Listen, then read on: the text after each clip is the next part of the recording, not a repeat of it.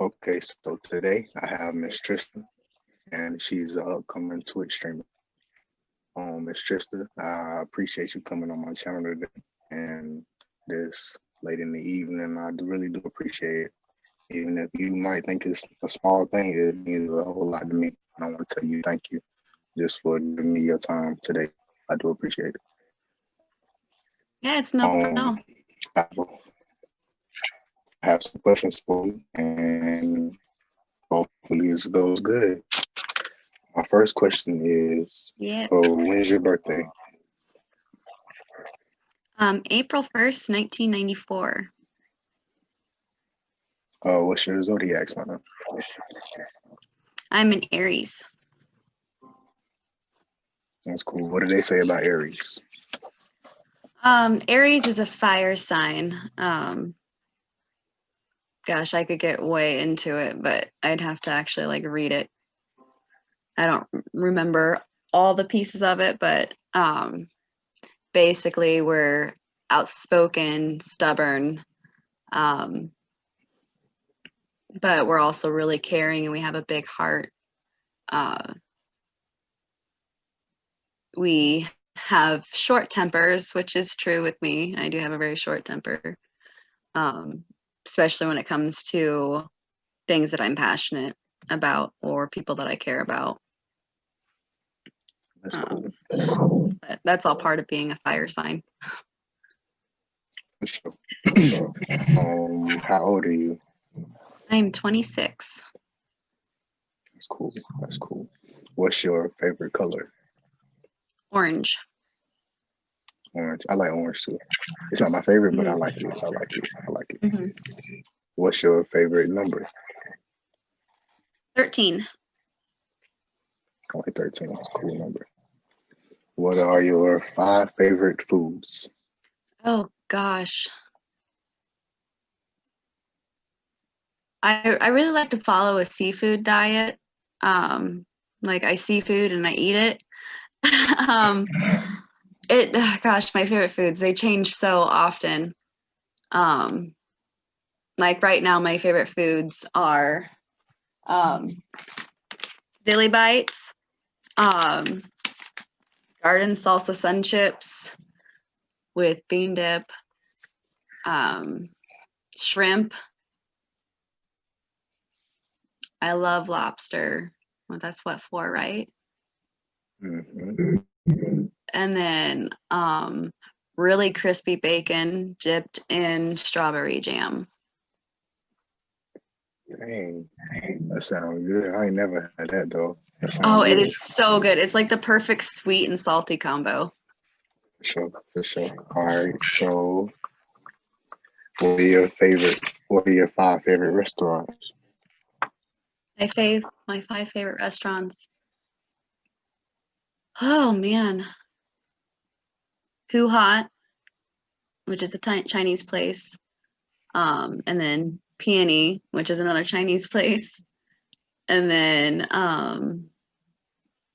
Casa de Oro, which is Mexican. And then Red Lobster and Olive Garden. Is that 5?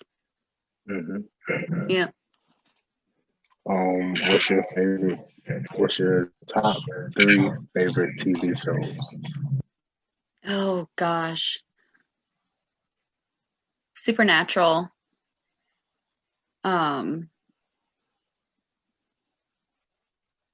Dexter. And gosh, really any other, like any true crime show. That's cool. That's cool. What are your top 3 favorite movies? Oh gosh. I don't think I really have a top 3. I like scary movies, like the more blood and gore, the better. I don't really so much like the supernatural movies with like ghosts and stuff because they're all pretty self-explanatory. But I also like the Jurassic World movies. I'm a huge fan of Jurassic World movies. That's cool. Disney movies, I guess. Or dinosaurs and Disney. That's cool. My next question is, if you could visit 5 countries, what would it be? Definitely the first one would be Africa. I've always wanted to go to Africa ever since I was a little girl to help build schools and hospitals and Do clinics. you have any particular country in Africa, or just any part of Just Africa? any part. For Any sure. part. For sure. And then I really do want to go to Scotland, Switzerland. God, if I could move to Switzerland, I would move to Switzerland in a heartbeat. It's Doesn't so it snow there gorgeous. a lot? Yeah, but it's gorgeous. It's gorgeous cool. there. Let's see, that's 3, so I need 2 more. I wouldn't mind going to Canada. I heard fishing up in Canada is pretty awesome, and I love fishing. And then What do you like to fish? when I fish, I like to fish for like northern pike and muskie. What? I just like the fight they put up. Dang. That's what's up. Yeah. Walleyes I like fun fishing for to fish little for things. too. Yeah, walleye's fun to fish for too because they, especially if you have a bigger walleye on your line, they can fight pretty well. But I like cast, and with walleyes you don't normally cast. You drag it, you troll. So, and I think it's boring. So. I understand. Okay, so would you rather go into space or deep sea diving? Oh man.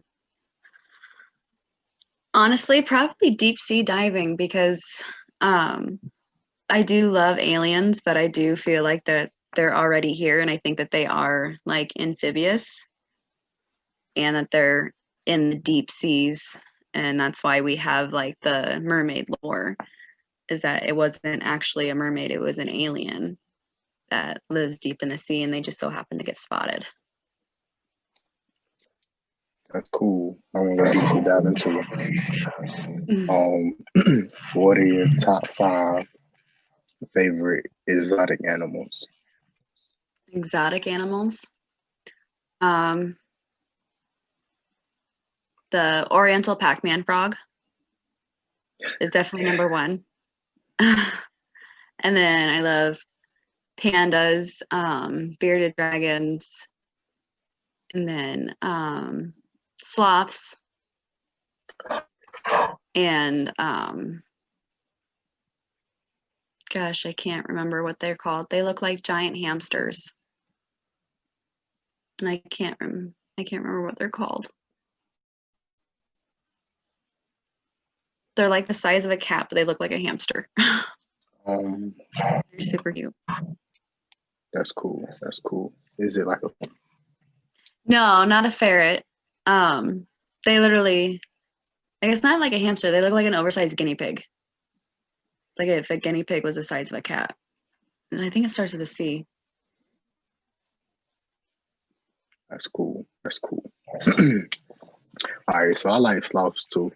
Somebody I seen on YouTube, they said that sloths eat some type of plants that make them hallucinate.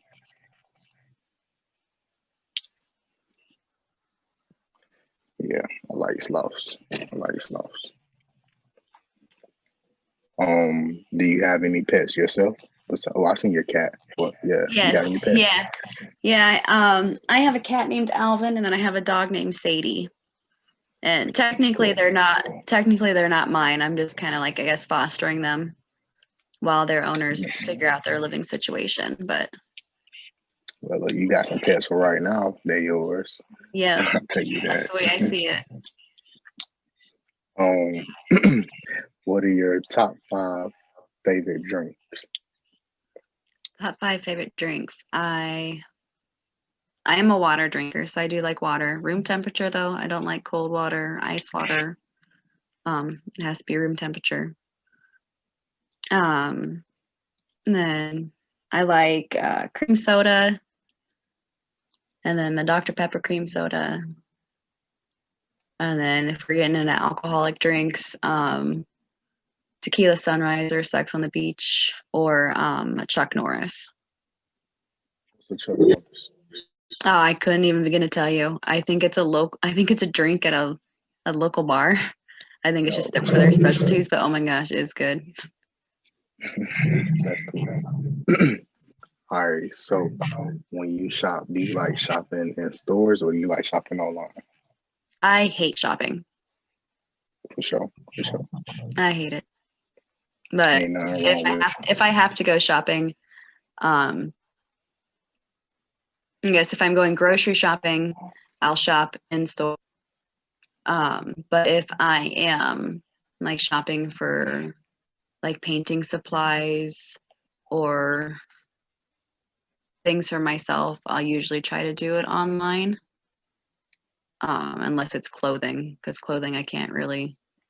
Women's sizes are so terrible that I have to try on everything because there's some brands where I'm like a 00 in, and then other brands I'm like a size 5. So I have to try them on before I purchase them because the sizes vary so much.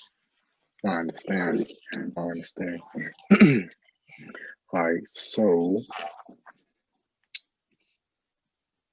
whenever you, all right. So I'm in my high school. Well, in my K through 12, we have like elementary school, middle school, and high school.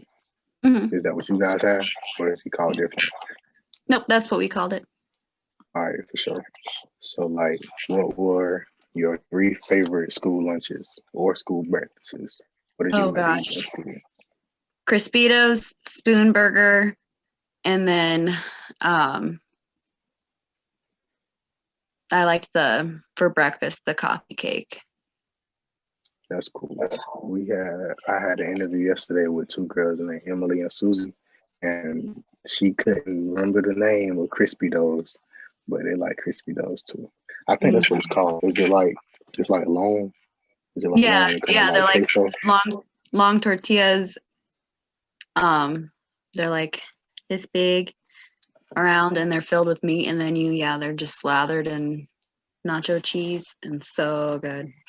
That's cool. Yeah, she definitely said that yesterday. I think it was Emily that said that. I can't remember.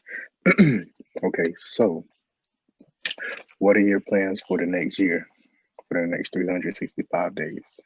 For the next 365 days. Honestly, just working on myself and finding myself again. I have depression, and it's been really hard, especially with COVID, and then going through a divorce, and then I'm struggling really hard in life, and for some reason, even though I'm struggling, I still keep trying to fix other people's lives, which puts mine on the back burner. And it's just kind of set me spiraling down the drain on my own stuff. So I'm actually going to be I'm in Iowa right now. My mom lives in Florida, and we found a really good mental health facility down there where I can get some help at no cost to me because I'm a veteran.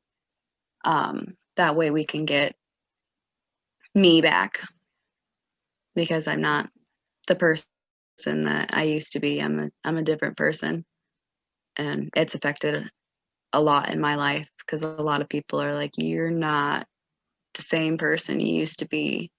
And so I need to work on myself and stop trying to fix everybody else and fix myself. So my kids can have their mom back, and then my friends can have their best friend back, and my boyfriend can have his girlfriend back, and so I can have me again and be me again.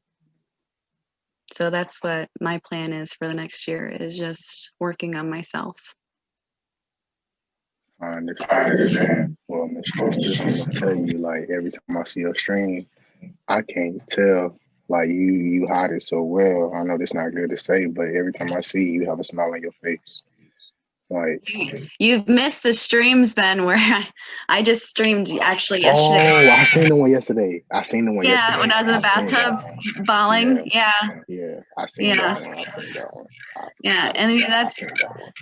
that's like that's what I'm kind of doing with the channel. It's not how I started it. I started it just kind of for my protection, for something that had been ongoing all summer, and um, it made me feel safer knowing that I had like a live stream going, so that if something were to happen, that I mean I had proof of it, and that I at least had witnesses if anybody was watching. I wasn't expecting anybody to watch it, honestly, and I ended up having a lot of people that were there, and after he would leave, like they would comfort me, and so the next day I decided to go on again and kind of update them on how I was doing and the steps that I decided to take. And it's just kind of kept going from there. And then I decided that, you know what, I'm just going to start streaming like my life daily, because I don't work right now because I'm out of work looking for a job, and I have anxiety, depression, PTSD, and there's not very many outlets out there. Like there's not coverage on that. Like you don't see the actual like daily effects and like what a person goes through when they suffer from those mental illnesses. It's just something that's always done silently behind closed doors because it's embarrassing and it's hard to talk about and it's hard to see. Um, Especially in my instance, I, with my depression, I tend to disassociate with myself. So I don't feel like I'm in my own body. I feel like I'm in somebody else's body, or that I'm like in a dream state where I feel like I'm in a dream, that I'm sleeping and it feels like I'm in a dream. And sometimes I'll have dreams, I call them intrusive thoughts, where my brain will tell me to do something. And when I'm dreaming, my dream self does it. And then I usually wake up. But a couple weeks ago, I was disassociated. I was under a lot of stress, was really hurting, and I thought that I had fallen asleep or something, because I also have insomnia. So it's not uncommon for me to just fall asleep. And in my disassociation, I had a knife and I was slicing my leg. And then my brain told me, just slice your arm, end it all. And I did, and it wasn't a dream. I just missed my artery. And it's hard to talk about, because like I said, it is embarrassing. Well, I'm gonna tell you this. People will say, like, how do you not know that you're awake? And it's like when you're in that mental state, like everything like blurs together, especially with insomnia, because you're running on a lack of sleep and you don't know. And that's also why I don't have my kids right now. And that's a decision that I made. I made that decision not to have my kids right now because I'm not the mom that they need to have right now. And their father and I discussed it, and I told him, I said, I don't, for one, want the kids to see me this way, because at that point I was crying every day. I was laying in bed all day long. I could barely even get the motivation to get up to go to the bathroom, um, let alone be able to take care of a 6-year-old and a 4-year-old. So I told him that I felt that it would be in our children's best interest if they just stayed with him. and I would come visit them as I could, and he would bring them to see me every now and then on my good days, because I don't want them to see me like that. Especially after this happened. Um, I definitely don't want to see them. I haven't seen them since this happened because I don't want them to see it and wonder about what happened, because they're too young to understand quite yet. And I know that when they're older, they're of course going to remember that there was a time frame, or they're going to be told or reminded by a family member or someone that there was a point in their life where I would kind of disappeared for a couple weeks. But that's a conversation that I'll have with them when they're old enough to understand, and I know that they will understand, because I've always done everything that's in their best interest. And I've been called a shitty mom for it by people in my community, because they're like, oh, you're a shitty mom because you can't handle your own shit and be a mom, like suck it up.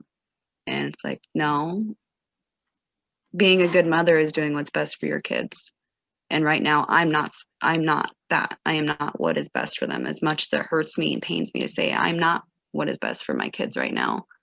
So, and it's their father right now in this moment that is what's best for them, and he's a great dad. I know that they're well taken care of, and that's really all that should matter, is that the kids are good. And I'll be back. I'm not abandoning them. I'm working on myself and getting their mom back. It takes a strong woman to understand that her kids will be better at it somewhere else at it right now rather than with you. Um, like I said earlier, like I'm a dude. Like it's not. I can't talk about certain stuff because I don't understand certain stuff. Like that's why I made this channel. Like, but all I can say is I'm sorry. Like I know it sucks, but like I can't.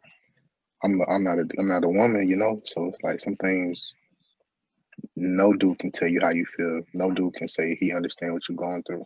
Like we can't. Mhm. It's hard. Like I don't wish that on my worst enemy. I don't.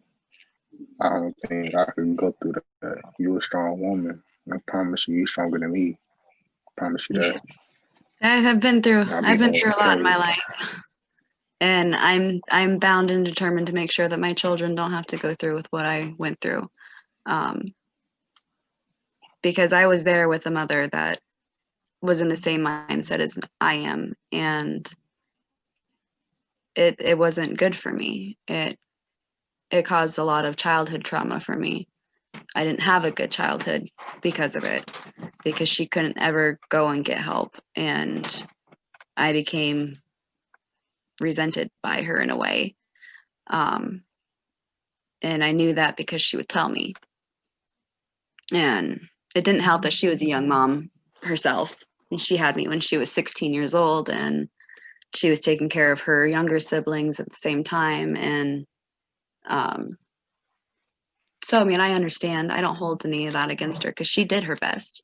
She was doing what she could. She had no help. She didn't have, I mean, my father was an alcoholic, um, and that he wouldn't stop drinking.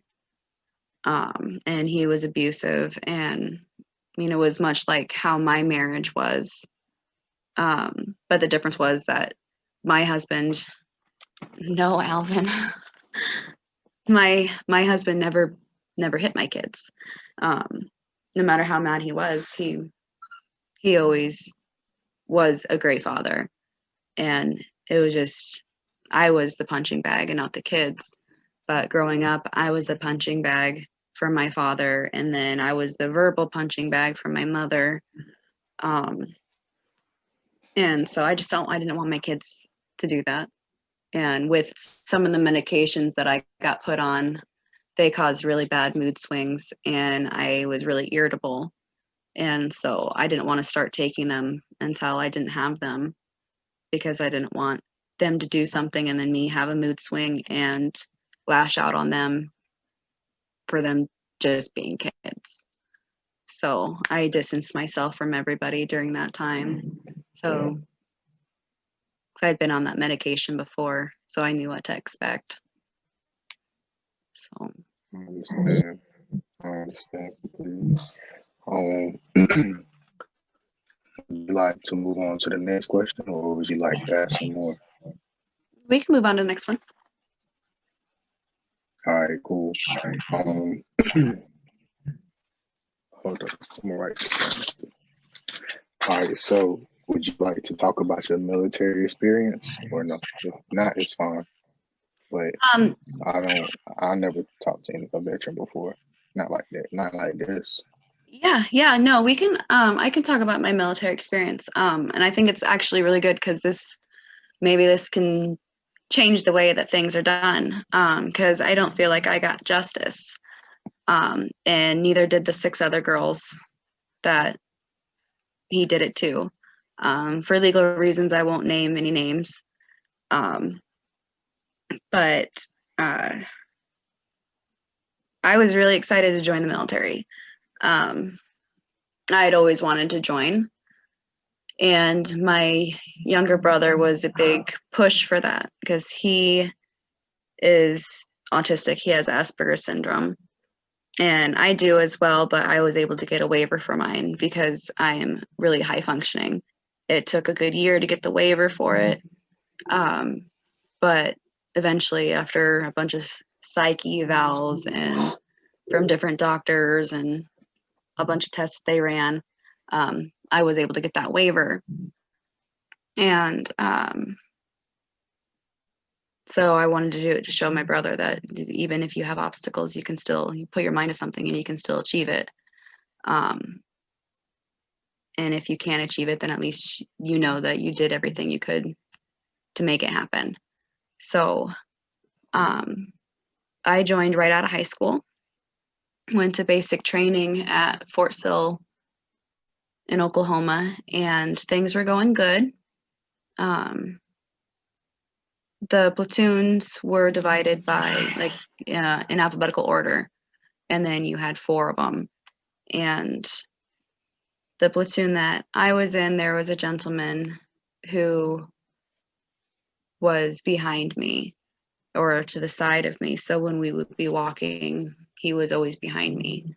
And it started off innocently where we would go get in formation every morning before PT started, and he would just be like, "Oh, you look great today. You look beautiful." And it's like, okay, well, he's being nice. Like, okay.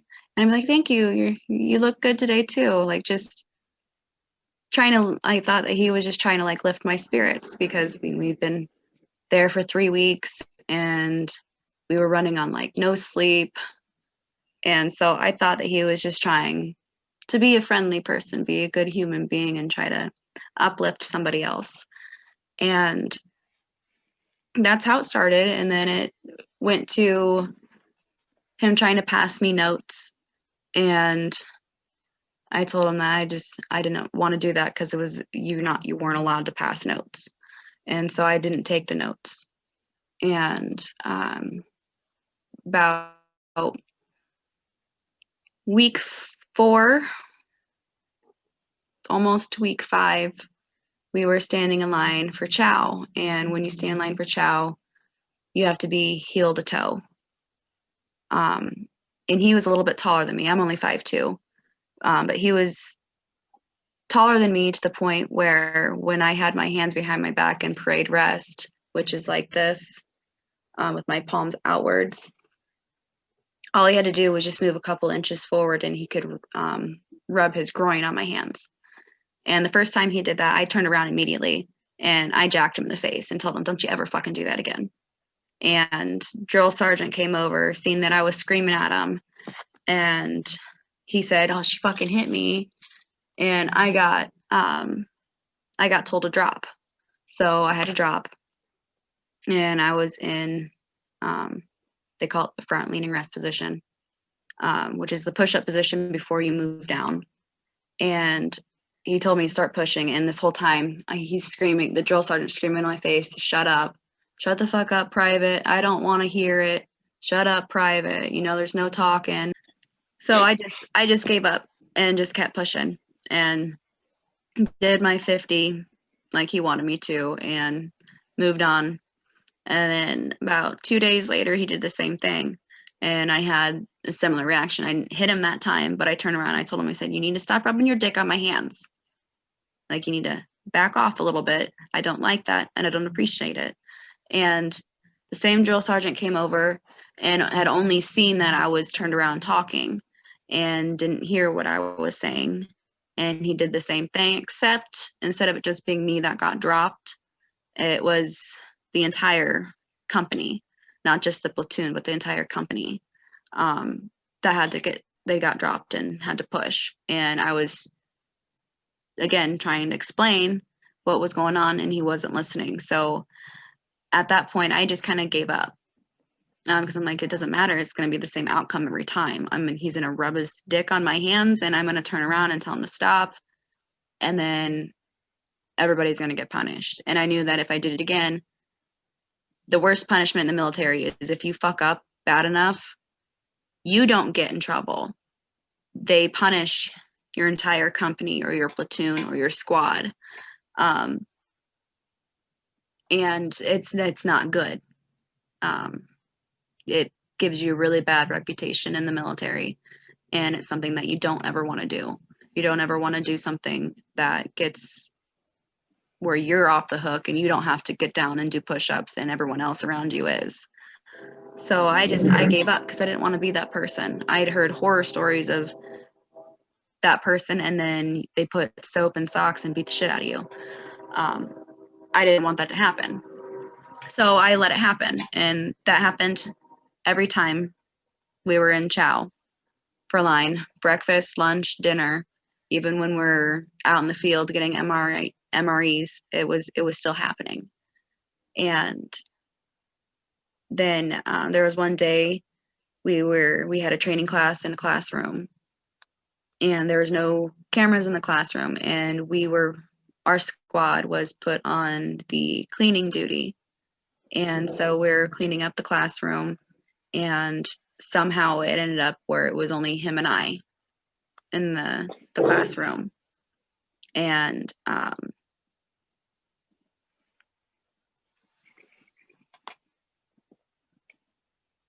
you're not allowed to have knives in basic training, but he somehow had one, and he backed me up into a corner, and I didn't know what to do. I was fighting back until I seen that he had the knife out and that the blade was open, and I kind of just froze. And pretty much just to prevent myself from getting hurt, I allowed him to do what he wanted to do. The moment that I felt him kind of, I guess, because he had me pinned against the wall, and he had my mouth covered. I could barely breathe because he had my mouth covered up, and his hands were so big that it was partially blocking my mouth. And I was getting lightheaded to the point that I thought I was going to pass out because I couldn't breathe. And then I finally felt him relax because I think he realized that I was going to fight back. And the moment that I kind of felt his body untense, like his fight or flight kicked in, and I broke out of his grasp, and I elbowed him in the nose, and it hard enough that it knocked him out. And I didn't even pull my pants up. I ran straight into what's called the sergeant's pod, which is where all the drill sergeants go. It's like their office area, and privates aren't allowed in there. And I just burst in the door. And they were pissed off at first, and then they realized that I had blood dripping down my legs and my pants were down. And I looked the one drill sergeant in the face and I said, "Do you believe me now?" And so that happened, and he was arrested. I was taken to the hospital. I ended up having to get 7 stitches externally, and then internally I had to get 32 stitches. And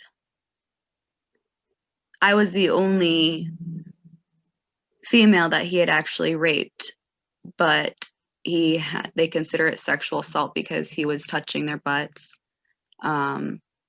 Every now and then he was able to get like a boob grab on them.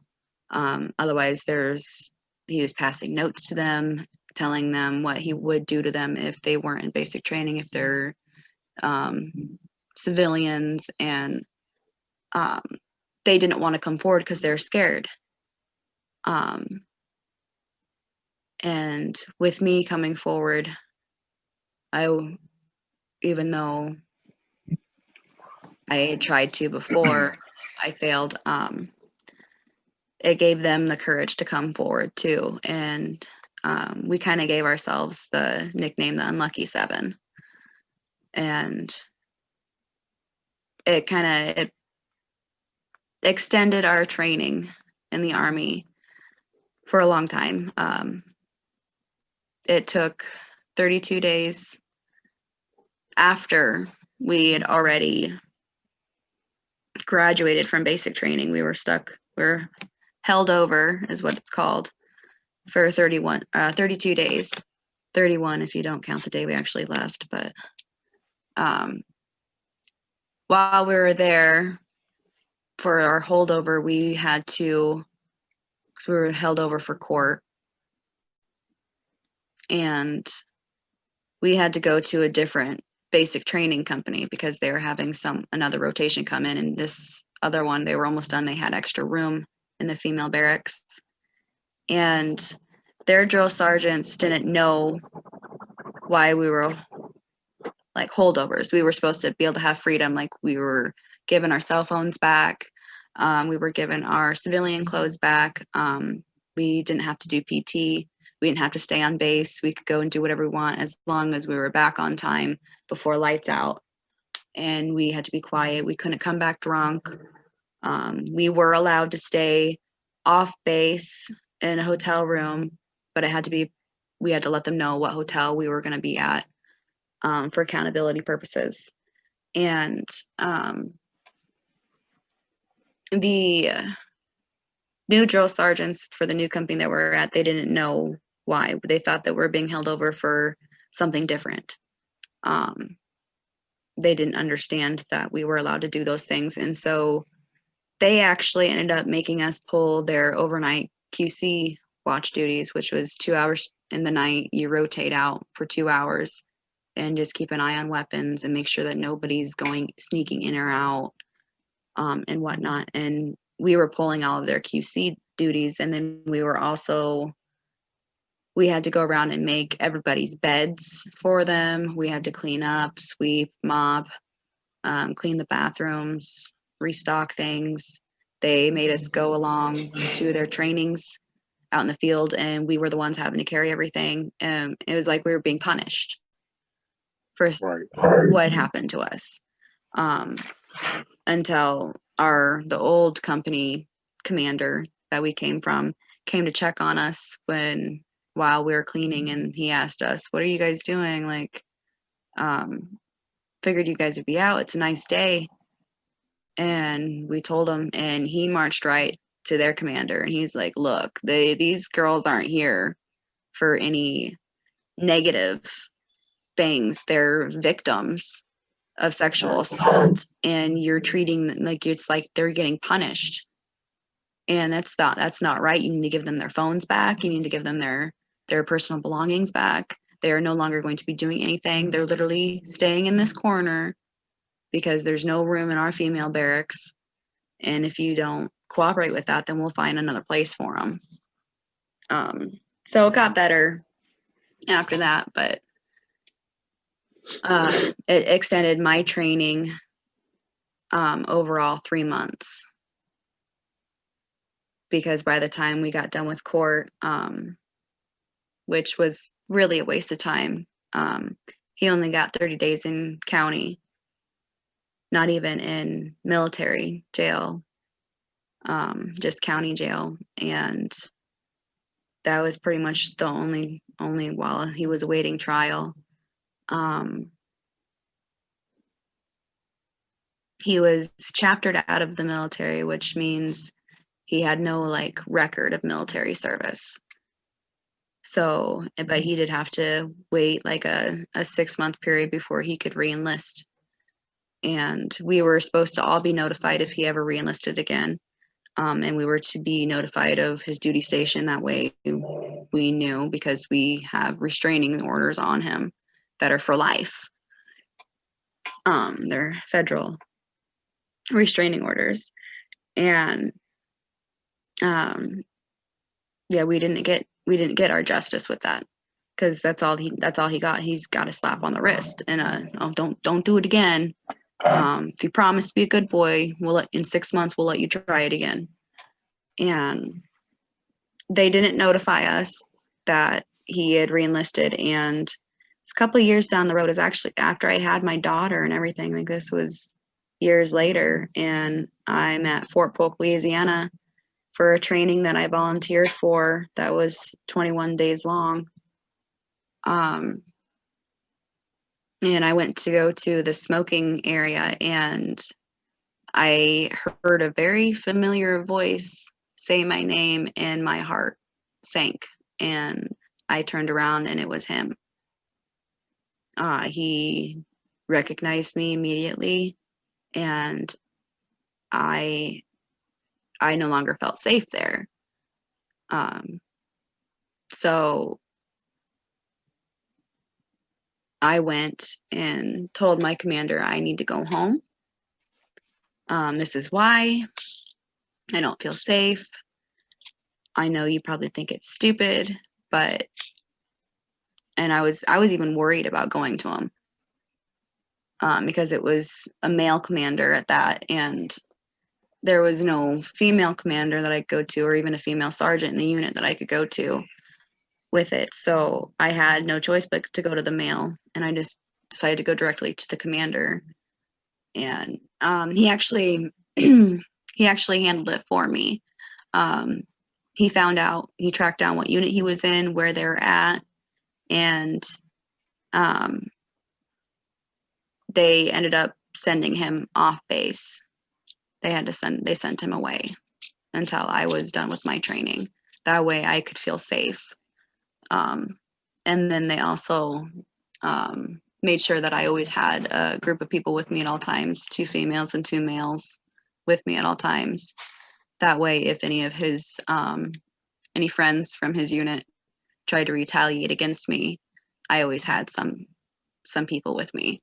So that made me feel a lot better. But that part of it reflects just on that commander alone, not the Army in general, because the Army in general, they failed us. And yeah, like that's, I support women in the military, but I want any woman to know that if they're joining the military, you have to be careful, because it's very, very easy for something bad to happen, even in training. Like, there's no knowing what would have happened if we were downrange, like overseas, where he would have access to actual weapons. Like, it could have been a lot worse. And I mean, you weren't supposed to have a knife in basic training, and he had one. And that's the scary part, is that he didn't even get any repercussions for having a knife in basic training and using it as a weapon. He had it held up to my throat, and he didn't get really anything. He got no charges. He didn't have to register as a sexual offender, nothing. They just like swept it under the rug. And that's what they do with a lot of cases. And that's why a lot of men and women, like, not just, it doesn't happen just to the women, it happens to the men too. And it could be roles reversed, where it's the females being the predator. And I mean, men aren't going to come forward with it, because they see how it is with women when women are assaulted and harassed, and not even just in the military, in general. And it's sad, really. Like, if you're assaulted, you're assaulted, and it shouldn't matter if you're male or female. as a victim or if it was a male or female that was the predator. What matters is that a human being assaulted another human being and caused significant trauma to their life. There's still, like, that happened back in 2012. It's been 8 years now, and there's still times where I can feel his hands on me. I can feel him touching me. I can feel everything he did to me. And it doesn't matter how clean I get, I still feel him. I did feel a little bit of relief knowing, I read this fact that your skin cells regenerate so much that in like 7 years, it's like you have a whole new body. And reading that, it's like, technically now I have a body that he's never touched, but I still feel it, even though I haven't seen him or anything in years. It's been 5 years. I have nightmares about it. And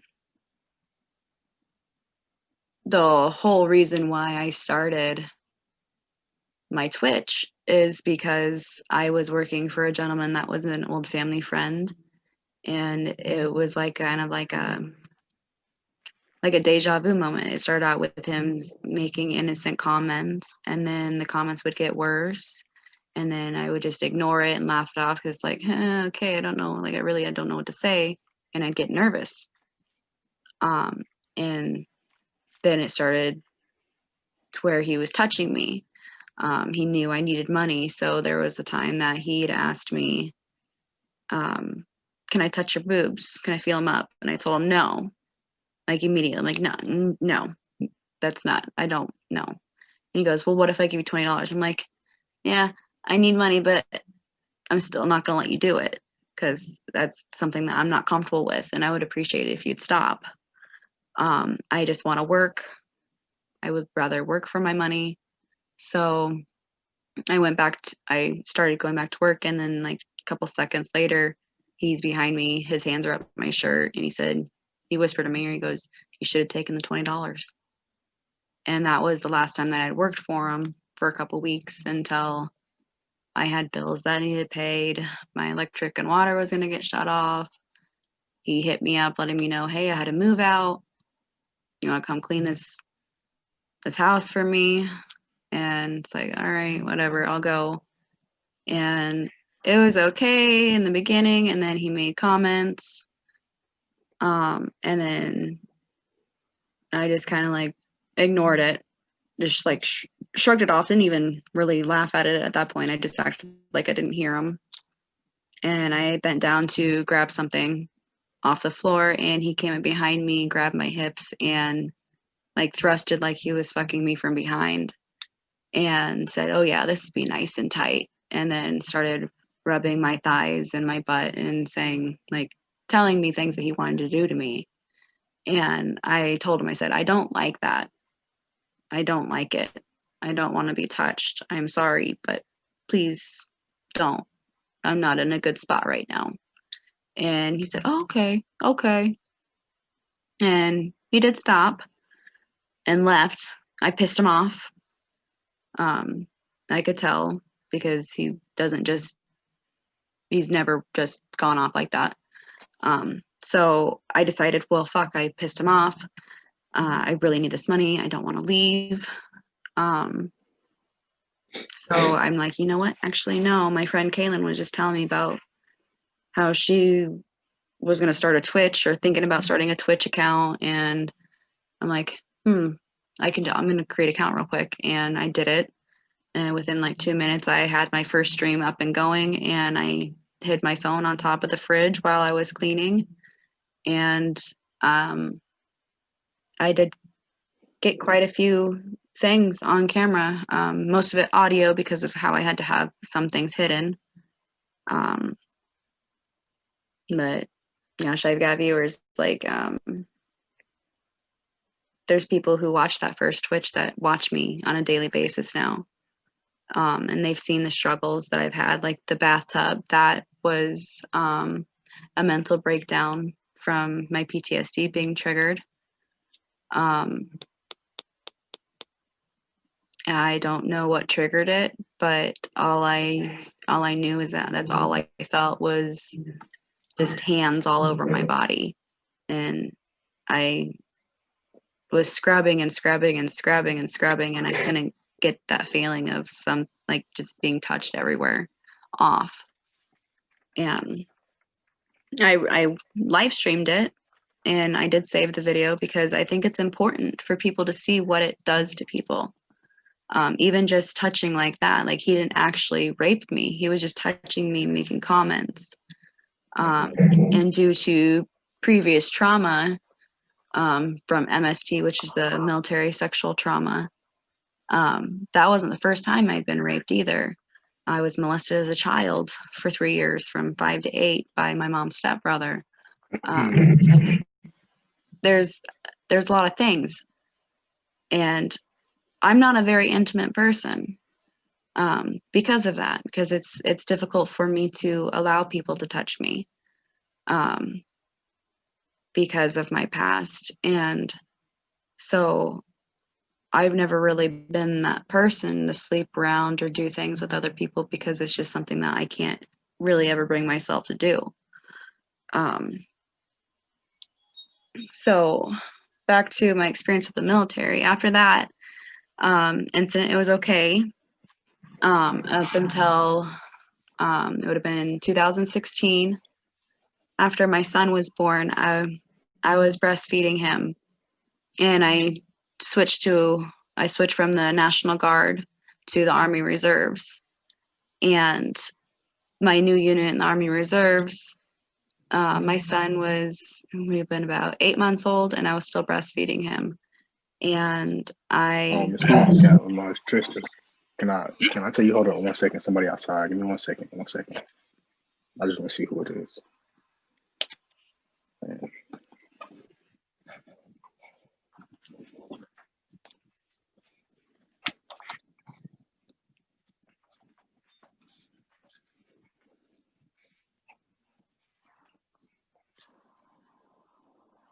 Okay, so I'm sorry. You were talking about your children. Yes.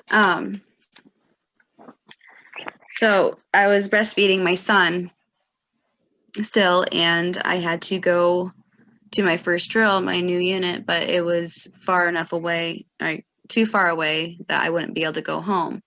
So I wanted to make sure that I had a place for me to pump my milk and store my milk for him, since I was breastfeeding. And I had some pretty rude comments. I guess not really rude, like they were disgusting comments made by the male sergeant. He goes, well, how long do you plan on letting him suck on your tit for, until he's off to college? What? I guess if you really feel like you've got a pump, you can pump, but you better make sure that you wear those breast pad thingies, because I don't want to see no leaky spots on your nipples, because that's fucking disgusting. And yeah, it was disgusting, like some of the remarks he made. And at that point, I'm really passionate about breastfeeding. I'm really passionate about a mother being able to nourish her child however she wants, whether it's formula in a bottle, breast milk in a bottle, or breastfeeding. My son doesn't take bottles very well, or didn't take bottles very well, and I tried a lot. So my gosh, the unit that I had in the National Guard, because I had a note from my doctor stating that he wasn't taking bottles well, that it was causing him to become colicky. My unit in the National Guard let me bring my son to training with me, so that I could still breastfeed him, because they knew that it was important. And it probably helped that it was a female command.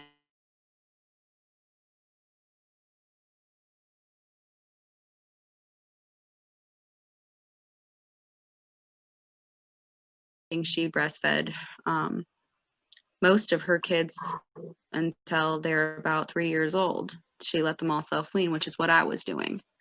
I wasn't going to wean my son. I was just going to let him wean on his own. And that was mainly because I didn't get that opportunity with my daughter. She was born 9 weeks premature, and she had a very difficult start of life. We were told on 3 different occasions that we should probably plan her funeral and start making arrangements for it. I did CPR on my own daughter 2 nights, like the next night after we brought her home from the hospital. And so it was, being able to breastfeed my son was very important to me. So I did speak up with him. I told him, I said, you know what, look, listen, there are laws for this, that as long as I am nourishing my child and breastfeeding and lactating, you are to give me at least 15 minutes every 2 hours to pump. Because otherwise, if I develop mastitis, which is a condition where if you have too much milk buildup, you get an actual infection, and it can be deadly. Especially if it goes on too long untreated and it gets in your bloodstream, you could die, and it's really painful. And it was very important for me to be able to pump every 2 hours because I was an overproducer. I had, they called it hyperactive milk glands. So I was getting 16 to 20 ounces every time I pumped, which was every 2 hours. And if I went over just like a half hour over that, I would be in so much pain that I would be crying because I was so engorged because I had so much. In perspective, the average woman that has a good production amount they average about 6 to 8 ounces every 2 hours, sometimes every 3. So I was producing like double and triple the normal amount. So I actually had a medical need for it, and I did have a doctor's note for it as well because I needed at least 20 minutes instead of just 15 to be able to pump so I could fully express. And yeah, I went off on him, and then he tried to give me like a corrective. It's called an Article 15, which is like a corrective thing, or like a normal write-up. If you're in a normal civilian job, it'd be like getting a write-up. It's a corrective action. And he tried to give me one of those, and I fought it, and I did win. You say you did win? I did win. Yep. That's good. Yeah, because he tried to take my rank and my pay and all that, and I fought it all because I wasn't going to deal with that. Because I mean, at that point, I mean that's my child's well-being, and it's my child's health, and it's the way that my child eats.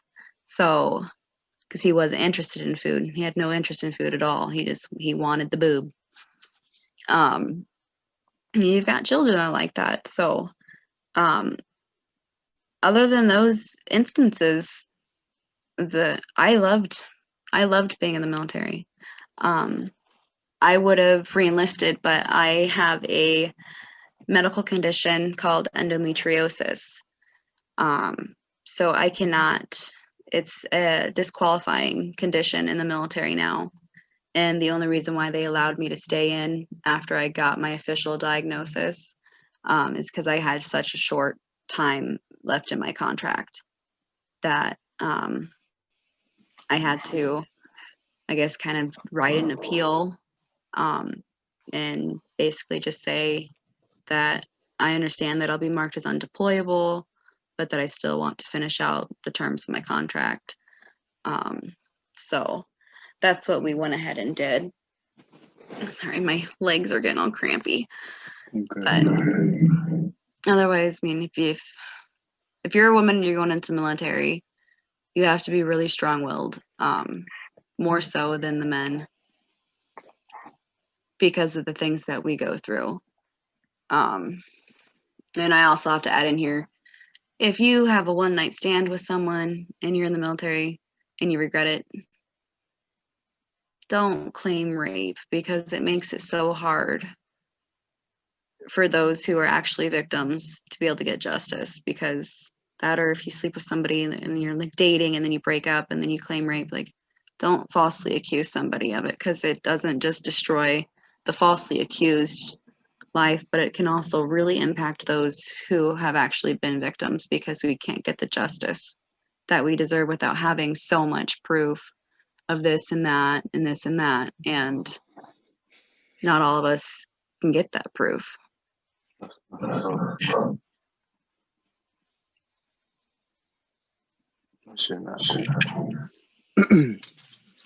right, so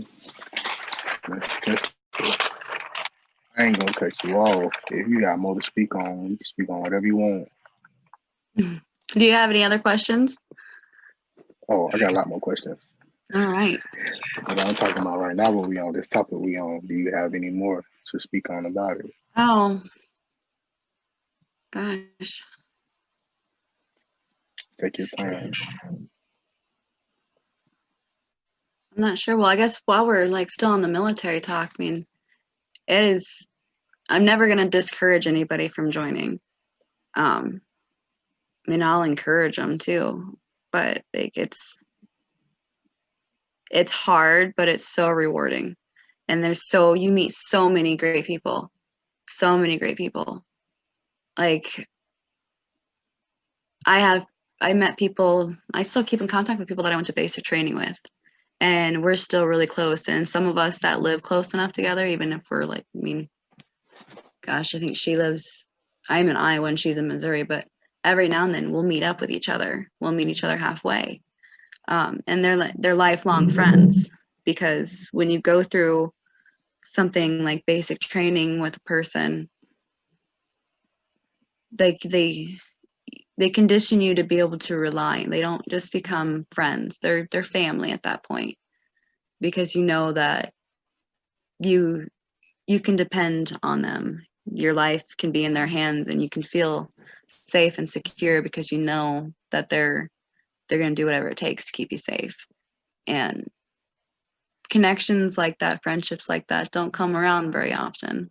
And that's one thing that I really, really loved about the military, is just the connections that I made with people, because they're true. You see each other in your worst possible way, and you're going through the same thing, and you really connect over it. I guess in a way you could kind of call it like trauma bonding. But it's not necessarily trauma. It's just you're going through a hardship that's like pretty much literally reconditioning your body and the way your mind works. And they understand what it's like. So it's really good to form those connections with them. My next question is, the last question I asked you before we went on that was, where do you see yourself in the next year? My next question is, where do you see yourself in the next 5 years? The next 5 years?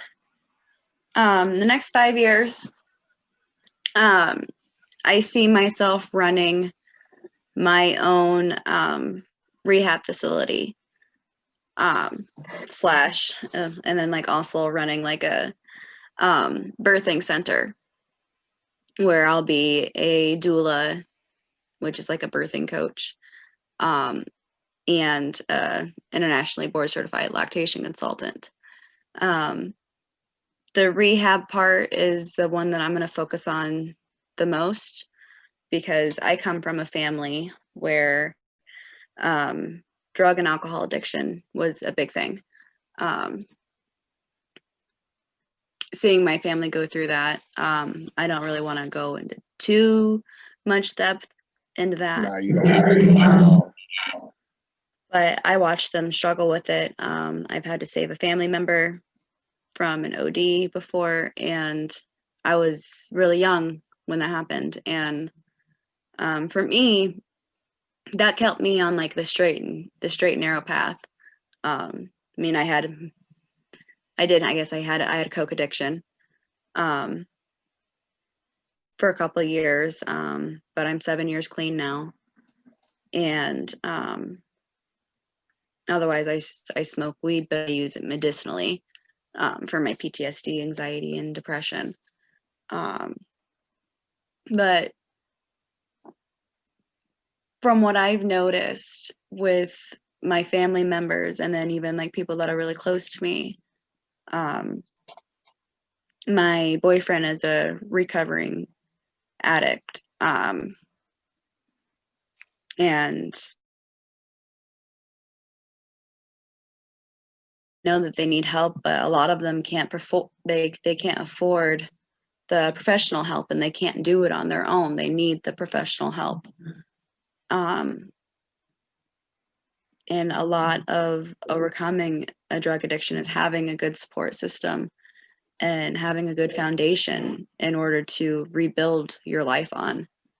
And I think it's important that I think they need to have more free or extremely low cost rehab facilities out there. That way, those who want to stop their addiction and overcome their addiction can, and do so in a safe environment,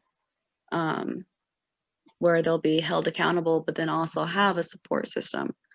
And I think it's important for rehab facilities to understand that relapses are going to happen, especially if it's their first time trying to get clean. Nobody gets clean off of anything their first time. I know I didn't with Coke, and I mean, Coke isn't as bad as meth and heroin and crack.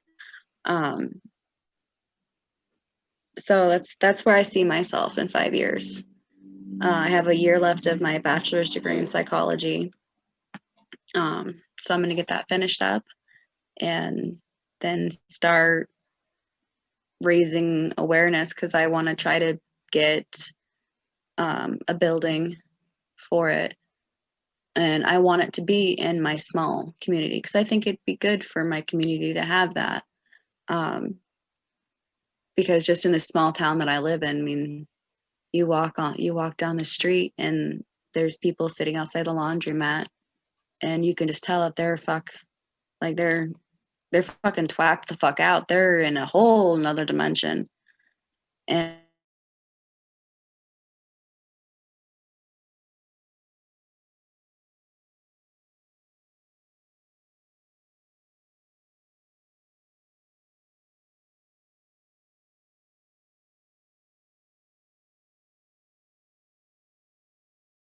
like they're so deep into their addiction that to them they're not moving in the way that they're moving. They're moving normally. They're talking normally. They're acting normally.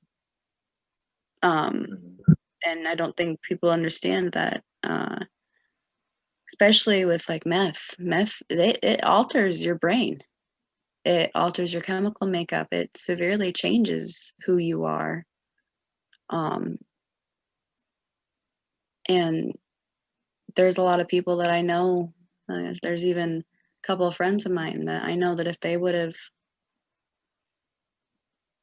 have had a chance to go to rehab, then they would still be here today. They wouldn't have overdosed. And it's sad that they weren't able to get the help that they needed because they couldn't afford it.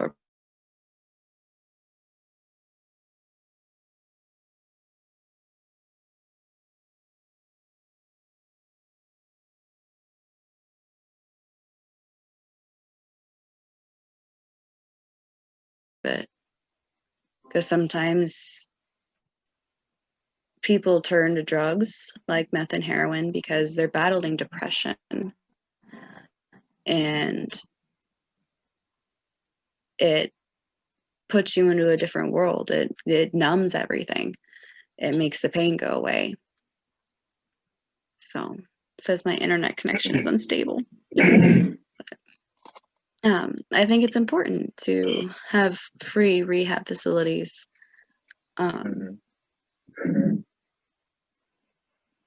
Because I mean, we're always going to have a drug problem, but I think it'd be a lot less of a problem if there was more avenues for help.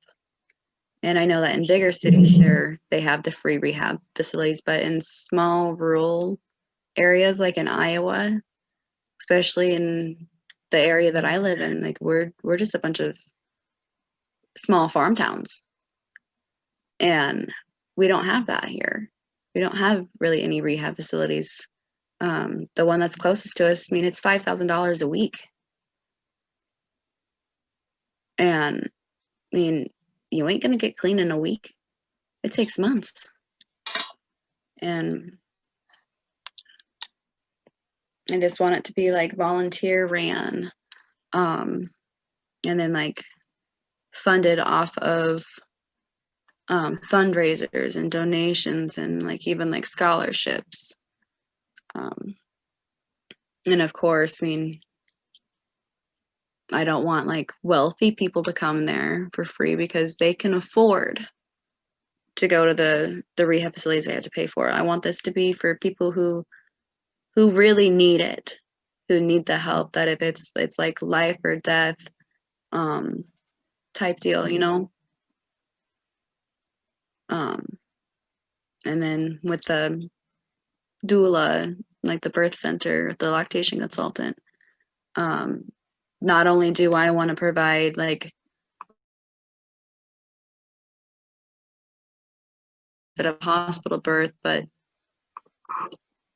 can't birth in their actual home. I want to provide like a homey setting for them to birth in, to make them more comfortable so that they can have a good birthing experience. With me also helping them with their breathing and like just pretty much being like their cheerleader through birth and being their advocate. And then providing lactation consultant services to them for the breastfeeding journey if they choose to breastfeed. I'm against routine infant circumcision. I think it's wrong and unnecessary. And I could go on a huge spiel on that, but I'll save that for a different interview. But that won't be performed where I'm at. And that'll actually be one of my questions. If it's a boy, are you planning on circumcising? And honestly, if they say yes, I'm going to provide them with information for them to change their minds. Because sometimes people don't understand that you don't have to get it done. But if that's something they're going to do, me personally, I don't think I could help them bring a child into the world that I know that they're going to turn around and ruin his perfectly functioning sexual organ for personal preferences. Medical reasons are completely different, but I think it's wrong and in a way a form of sexual abuse.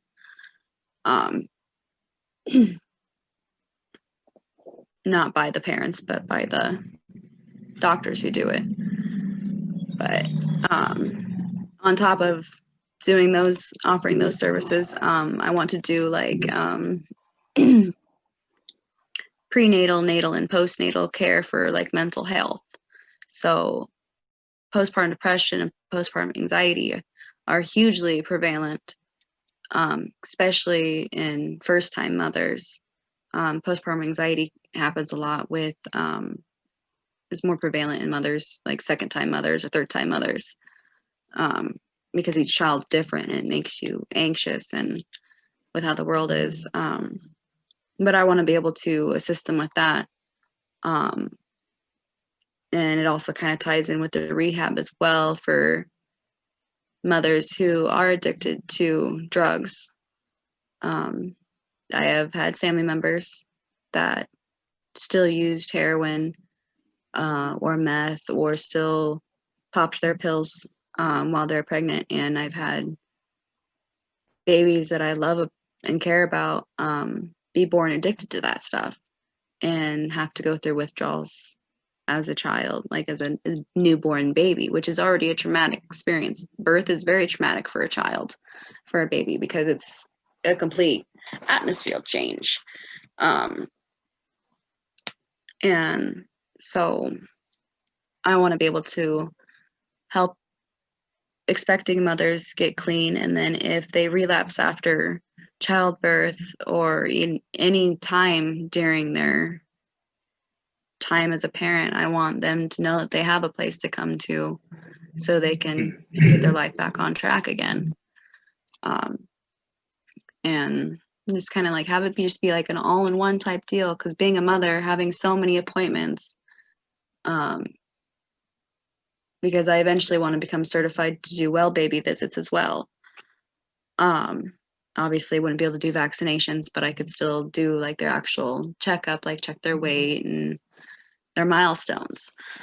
So I want to eventually get to that point so that it's less of a burden for the mother, so that they can come, and if like they're having problems with lactation, well, I'm the one that they're going to talk to, and then we can go ahead and do like a well child visit at the same time. And then if they're feeling off, like, oh, I don't know if this is baby blues or if it's postpartum depression or what, but I don't know kind of how I'm feeling with this. And you do it all in one, so you can do mental health, lactation services, and then a checkup for your baby all at once with the same person, instead of having to go to 3 different places, sometimes even 4 or 5, because some places you have to get a referral to be able to go to the other place, so you bounce around, and it's really confusing, and it's time consuming, and it's exhausting.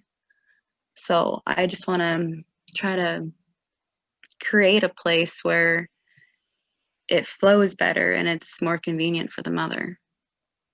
So that's where I hope to be in 5 years. That's cool. That's cool. That's cool. I at least want to be starting it out. Let me cut his teeth off.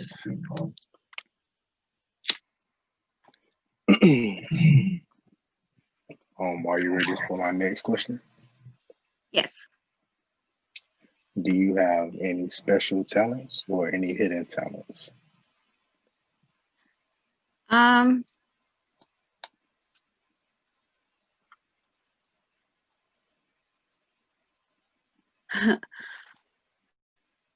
I guess a special talent of mine is that I can overthink anything and everything and make it into a completely obnoxious scenario in my head, thanks to anxiety.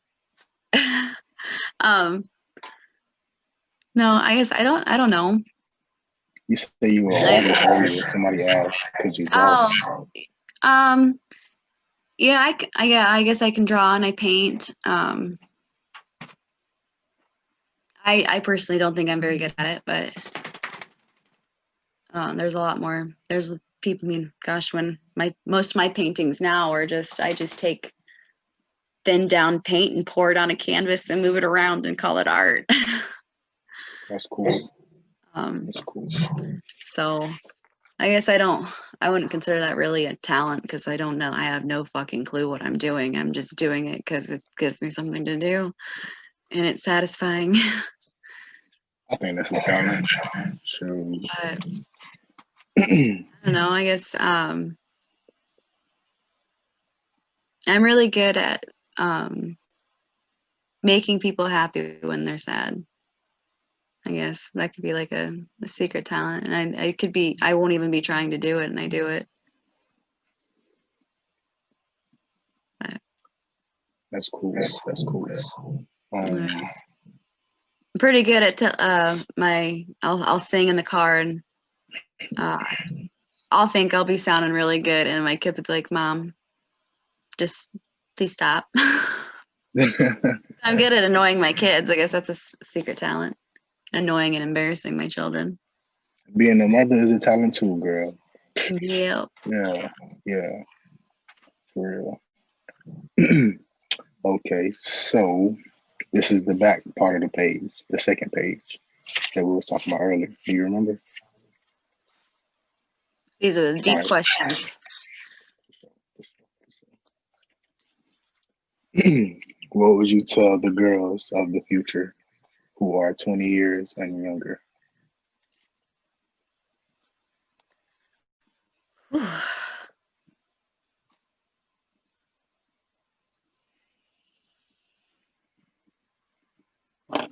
Gosh.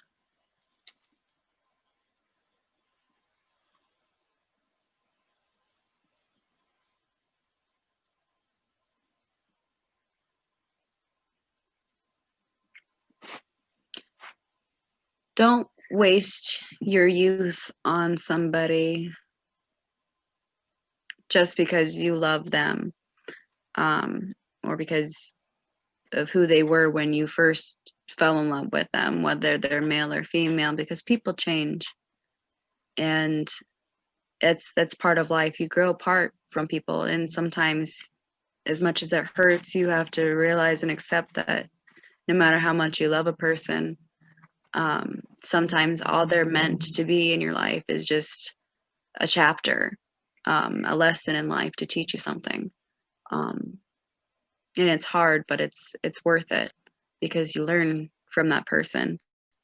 And in the words of my grandmother, you loved him before, so they can't really be all that bad of a person. So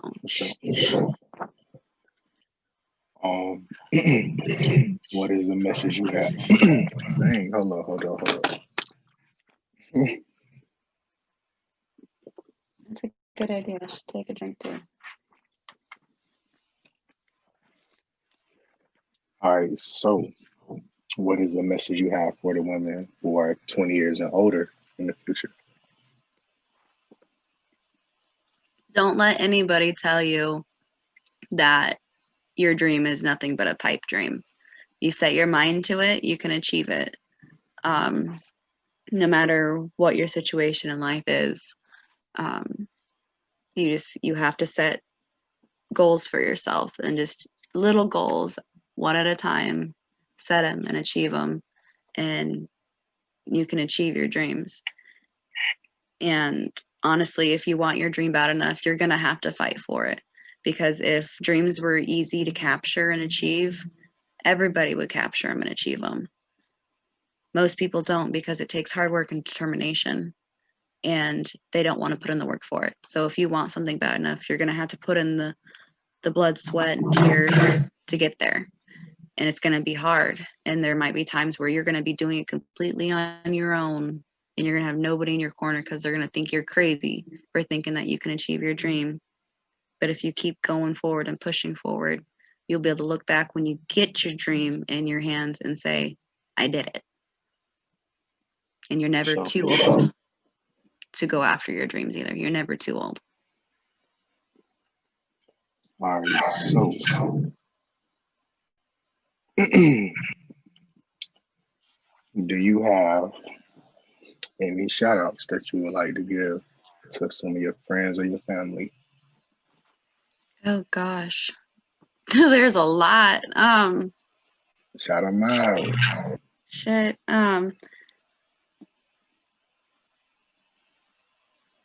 Wow. So it's about to get real deep here.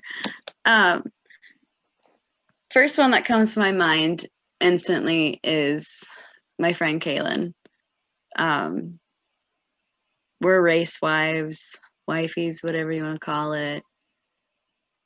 She's been there by my side through all of this that I'm going through, like this huge mess that I'm in mentally. She's there through all of it, picking up the pieces, telling me what I need to hear, not what I want to hear. And sometimes it's like, will you just shut the fuck up? But she knows that I might not want to hear it, but that I need to hear it, and that I am glad that she makes me hear it in the moment, or after that moment's passed. She's like my rock, and she's helped me through a lot of things. So I guess I'm just glad that I have her as my friend. We did not get along when we first met, because of Steve. She'll know what that means. Fucking Steve. But the next one that I would do is for Sam and Matt. Gosh, Sam and I have been friends now. It'll be coming up on, no, it was 16 years in August that we've been friends. both two little shy girls in middle school that decided that we were going to try to play together at recess, and we've been like this ever since. Gosh, we had a period of time where we didn't talk or anything like at all, other than liking each other's Facebook posts for I think a good 4 or 5 years. And then back in 2018, I did that Miss Motorsports Midwest pageant in Boone, and she showed up there, and Boone, North Carolina. she watched me win the Miss Congeniality portion of it. I didn't win the overall title, but I was just doing it for fun anyway, just trying to do something that was out of my comfort zone that I'd never done before. That's in And Boone, North Carolina. it was in Iowa. Is where that happened. But yeah, it was, she was there, and we found out that we had only lived a good maybe 20-30 minutes from each other instead of like 3 or 4 hours like we had thought. And so we started getting back together more often. She's the godmother of my children, and she's watched my decline, and she gave me the push I really needed to understand how bad I was getting. And I knew that I was getting really bad when she told me, I can't be part of your life right now because you're too much. You're affecting my mental health.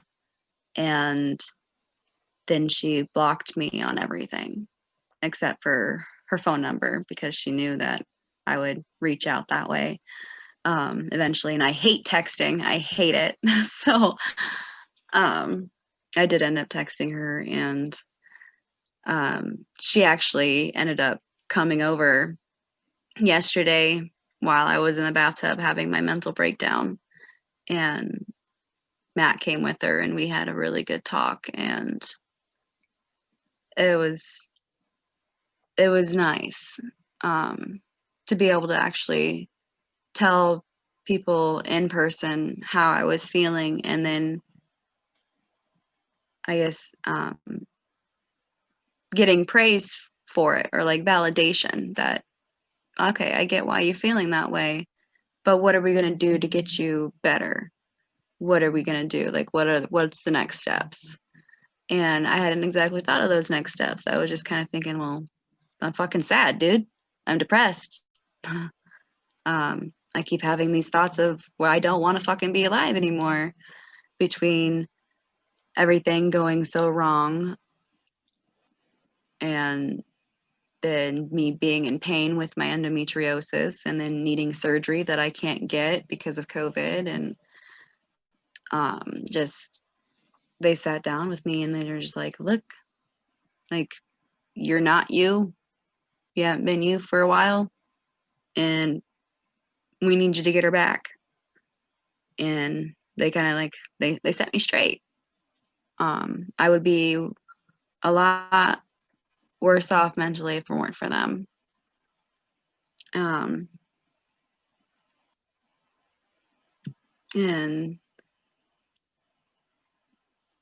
the other shout out that I want to give is to my boyfriend, Andrew. He came into my life so unexpectedly. Like, I'd had a crush on him for a while. But that's because I loved his band, and I thought it was awesome that he was a screamer. I love screamers. They're attractive. And he was just funny to me, but I never thought that I would ever be given the chance to even speak to him outside of being outside one of their concerts, at take pictures with them. And I was so excited last summer when I got to take a picture with him, and it was in a group picture. It's like, oh my gosh, I was by him for a brief moment. And yeah, I guess I had accidentally sent him a friend's request on Facebook back in May. I originally had him on Facebook, but then his ex-girlfriend deleted me. And I thought that he had sent a friend request back. So I hit accept, but it sent it. And later that night, he messaged me and he's like, "What's a pretty girl like you adding a guy like me on Facebook for?" I'm like, ducks, I like your band and I think you're cute. And then I just like went right into it, like right away. I'm like, I'm weird as fuck. Warning you now. I'm way different than a lot of people. And it was the first time that I was ever 100% myself with a guy that I was interested in. And there's a reason for that. The reason for that is because I just wanted to be real and completely myself with one more person before I went to sleep and never woke up again. I had just gotten my prescription refilled on my Xanax. They were 1 milligram Xanax, and I had 20 of them. And I was planning on just having a chill night, being relaxed, and just being goofy. I just wanted to be myself and be 100% myself for my last day. I had spent a great day with my kids. We had a lot of fun, and then they went to their dad's for his visitation with them, and I was planning on taking the entire bottle of Xanax and laying down and going to sleep. And then he messaged me, and I'm like, whatever. I mean, I can push it off a couple hours. And then I was just like in a feeling of contentment. Like I have nothing to lose. I'm not gonna wake up in the morning, so I mean, I don't have to face the embarrassment of if I weird him out. And we hit it off really well. Like we talked for 12 hours straight. And That's then what's up. it'd been like we didn't even sleep. We stayed up all night talking to each other on Facebook. And I didn't hear from him for about an hour, 45 minutes because he was talking about coming over. And I gave him my address and my phone number, and then like it had been like 45 minutes and he hadn't even opened it. I'm like, okay, whatever. He's not coming over, so I'm just gonna go ahead and go to bed because I figured he fell asleep. And so I took that whole bottle of pills, went and laid down. The moment my head hit the pillow, my phone started ringing, and it was him saying that he was almost to my house and that he was sorry his phone died. And I panicked. I'm like, oh my God, I just took 20 milligrams of Xanax. What the fuck? I don't want him to be the one to come find me dead. Like that's not cool. So I ran to the bathroom and shoved my fingers down my throat and sat there scooping pills out of the toilet with my bare hands, counting to make sure I got every last one of them. And we hung out again for another 12 hours until he had to go to work. And it was a blast. And when he came over, it was like everything changed. Like he gave me like hope that, well, shit, this amazing person actually likes me for who I am. I don't have to dull my shine. I don't have to like tone myself down. I can be me. I don't have to worry about being annoying or anything. I can just be me. And he saved my life. That's good. And Shout out to Andrew. He's amazing. He really is. And he's so inspiring. Like he's always had this dream since he was 9 or 10 years old to be a WWE superstar. And he never did it because mean, he was an addict, and for 12 years, 10, technically 10, 2 of those he spent sober, but the last 12 years of his life he was using, and he didn't think that he was ever going to be able to do it. And I mean, he says that I'm the reason why he's clean and everything, but honestly, all I did was I was just here. He's the one who did all the hard work. He's the one who didn't give in to his fiending for it. He'd probably argue with me right now and be like, no, because I would have given in if you wouldn't have found other alternatives for me, like going on a 2-mile run with me at 3:00 in the morning when you're dead tired and I woke you up. But I did those things because I knew it was going to help him. He very easily could have just left because I was asleep. He could have just left and went and got shit and relapsed, but he didn't. Instead, he woke me up. And so that's why I did what I did. And now tomorrow is his 3rd day of training at Impact Pro Wrestling. And he works at the hospital now. I mean, he changed his entire life around. And it's really inspiring to see that. And I'm so excited to see him and watch him as he achieves his dreams of being a professional wrestler. A lot of people think it's stupid, but you know what? It's what makes him happy. And he's a fucking natural at it. He's amazing. And like, I am so excited to see him in that fucking ring for the first time for his first show. I'm so pumped because he's going to do fucking amazing. So, yeah. Shout out to Zeke Dynamics. Okay, so my next question is, I forgot. Hold up. I don't know what's on page. I'm so unprofessional. It'll be all right. Oh, it's fine. Look at me. All right, so check this out. What did your parents teach you as a child that you are going to try to teach your children when they get older?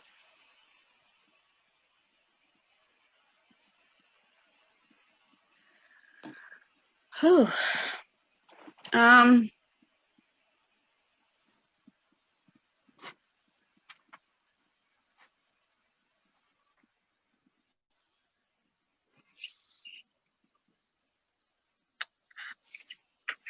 Honestly, I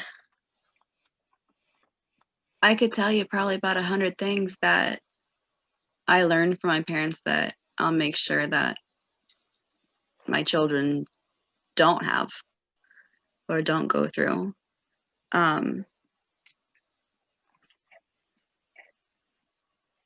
But the main thing, I guess, is that Alvin, that I've been teaching my children is what my grandpa taught me. And that is that everybody loves everybody, regardless of religion, skin color, skin tone, hair types, just anything that you just love everybody. I'm dropping this off for Andrew when he gets off work. All right, thank you. And that you can't judge somebody based on their past because people are constantly changing, and just because somebody had a bad past doesn't mean they're a bad person now. People can always change, and so it's always wise to also never judge a person based off of what you've heard about other people, because from what you hear about other people, that's purely the other person's perspective of that person. It may not reflect truly on that person. So everybody love everybody. You make your own decisions on that person based off of your interactions with them, your personal interactions with them. not based off their actions in the past or what they've been through in their past, but with the now and how they will be in the future. But you also have to keep in mind that in the future, they may not be the same person they are because people are constantly changing. And that you should always forgive people, but never forget what they did, because you might not be able to trust that person again, ever. But it is important to forgive. That way you can let it go. Don't forget what they did, but you have to forgive them and let it go so it doesn't hold you down and cause you baggage. And with another thing my grandpa taught me is that that I'm going to teach my children. A lot of parents try to teach their children not to see color, but I'm teaching my children to see color because other cultures and other ethnicities, they deserve to be recognized, and they deserve their color to be seen, and they deserve their culture to be seen and appreciated and not appropriated.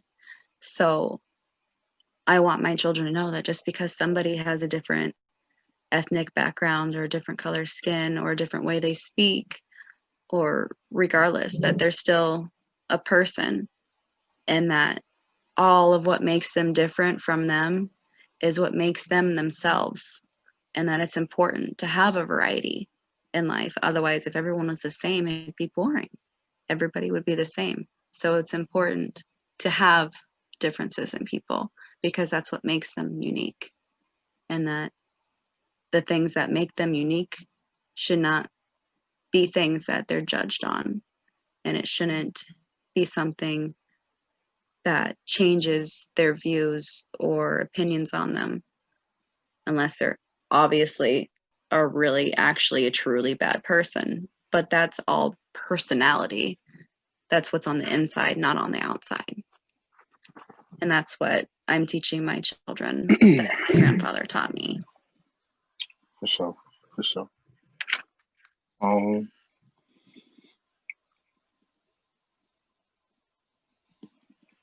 I didn't go. I didn't get. I was tossing and turning last night. I didn't get a lot of sleep last night. That's why I keep yawning. Oh, that's fine. Okay, so people coming from my channel, even though it's just starting, I don't have nobody from on my channel yet. But still, if there do one day people do come to my channel, what would you like them to know about you before they watch your first videos or your first streams? I'm a very open, honest, raw, uncut type person. I don't like to sugarcoat shit. I don't like having things sugarcoated about like to me. I like consistency with how people treat me. A lot of the videos, depending on how long it's been since I've had my channel up and going, the beginning videos are difficult to get through, but they're important because they show the actual raw, uncut, unfiltered reality of living with these mental illnesses. Granted, some may not have the same anxiety different. Every person handles their depression different, and every person handles their PTSD different. And I'm simply just showing how I'm handling my shit. And people may think it's stupid for me to stream it live, but I think it can be very beneficial because it's a stigma that, oh, you're at a weak point. Don't show those weak points. Don't show your weaknesses. People think you're crazy. And you know what? At this point, I don't care if people think I'm crazy because, you know, maybe I am a little crazy. I mean, after all, I am slicing into myself and not realizing it until after it's done. I am having moments where I'm driving and I want to just drive off a bridge or drive into oncoming traffic, and or I just want to walk down the middle of the highway in dark clothes in the middle of the night. and like just the intrusive thoughts. Like those are things that people don't talk about, that people need to talk about, because there's people out there that may think that they're alone in this. And if my videos, if they can come across them and see that I'm going through the same thing and that I'm hanging in there, it might save their life. So that's what my channel's for. My channel, and it's not how it started out. I started the channel because I felt unsafe while working and started the stream, and then I checked in with the people that watched that, and it was nice talking to them. It made me feel better. And so anytime I was feeling like I was starting to spiral down, I would start a stream, and I wouldn't even read the comments. I would just let it out. I would speak about what I was feeling, how I was feeling, trying to put it into words that others could understand the feelings that I was feeling. And then I would go back and read through comments and answer questions, and it's just raw and unfiltered, and it wasn't going to be like that. It was going to be like a one-time thing for my safety, and now it's just turned into this where it's like therapy for myself. And then I don't care if I get followers, I don't care if I get viewers even. It's something that I'm doing because it's helping me. It's helping me get it out there. It's, like I said, free therapy. And it's nice being able to talk and not have to worry about someone, like a therapist, interrupting me with, oh, can you clarify that point? Why do you feel that way? Like it's hard. Sometimes you just need to get it all off your chest, and then you can go back and clarify on points, or because then it's hard for you to get everything off your chest because you're not on the roll with it. Like you're not focusing on what you're feeling. You're focusing on, okay, well, they just asked me this question, so now I have to think about how to answer that. And I think it's a healthy avenue for me personally. And like I said, I mean, if my videos can help somebody and could potentially save somebody's life, then so be it.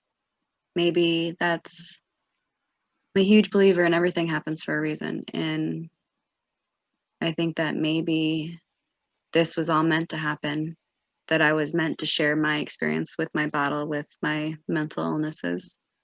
And who knows, maybe I won't open my own rehab. Maybe this is what I'll do full time, is just pretty much make reality TV out of my life on Twitch. But you never know, just depends. I don't want to have followers who don't like me, I should say, in a different way. I want people to follow me because they want to follow me, not because they're being bribed or bought or told, oh, do this because of that. I want them to follow me because I'm helping them, and because they want to see my breakdowns, they want to see my highs, and they want to see my lows, they want to see my in-betweens. And so that's why I stream quite often. And there's nothing else for me to do. I don't have my kids right now because I'm working on myself, and Andrew's at work, and otherwise I would probably be just laying around doing nothing and just crying and feeling sorry for myself. But at least on Twitch, I get to talk to some amazing people. I get to educate on mental illnesses, and I get to help people with their problems, get to listen to music, and it's just a great environment. Sure, for sure. My last question of the night is how do you feel women are represented in the world?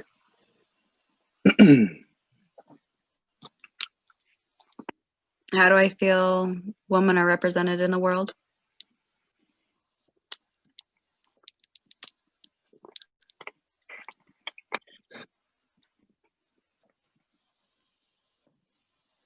I'm gonna light a cigarette for this one.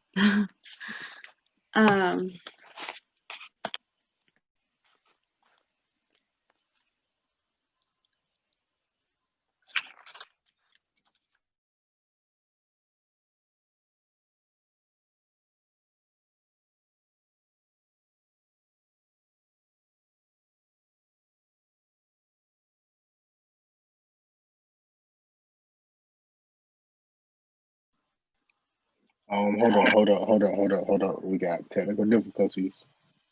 You froze on my screen. Oh, you're not froze on my phone screen, but on my laptop you froze. Hold up.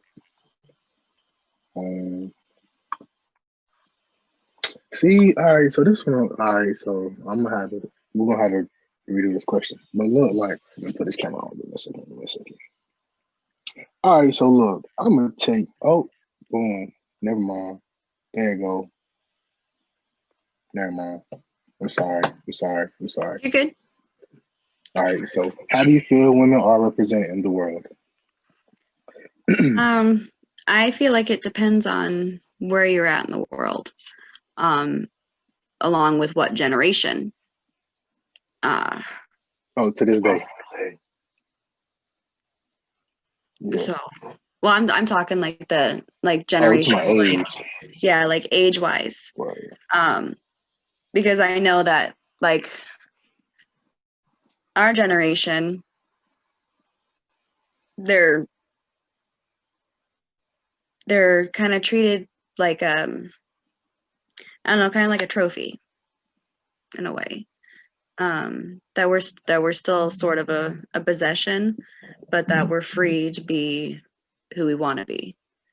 So we're not completely free. Now the generation below me, I feel like that women are free to be who they want to be, and they're not looked at just as like a piece of meat or a trophy.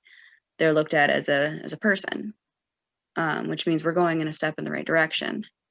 Now generations above me, like 60, between like 40 and 60, women are still property. Women shouldn't have a say in things. We're not equal. If a man is hitting on you, you should be flattered. You should smile. And in some parts of the world, women are that way. And it's a really loaded question that could have 1,000 different answers, just depending on what situations, because the world's not the same all over.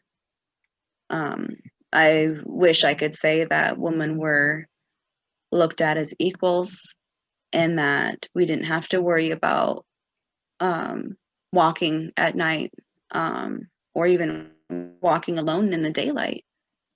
I wish I could say that women could go to the store by themselves without having men come up to them and either offer them, this is an experience of mine that I had at Walmart. I had someone walk up to me and ask if I would give them a blowjob for $50. And that was in a public setting. And for people to think that that's something okay. And I was still married at that point. I had my wedding ring on. And then women are stolen, like they're kidnapped and sold for sex. And it's wrong. It really is wrong. No human being ever, from the beginning of time, nobody should have ever been kidnapped, and taken and sold like an animal because it's not right. It's not how you're supposed to treat other humans. So it's hard for me to say. I I guess I have mixed emotions on it.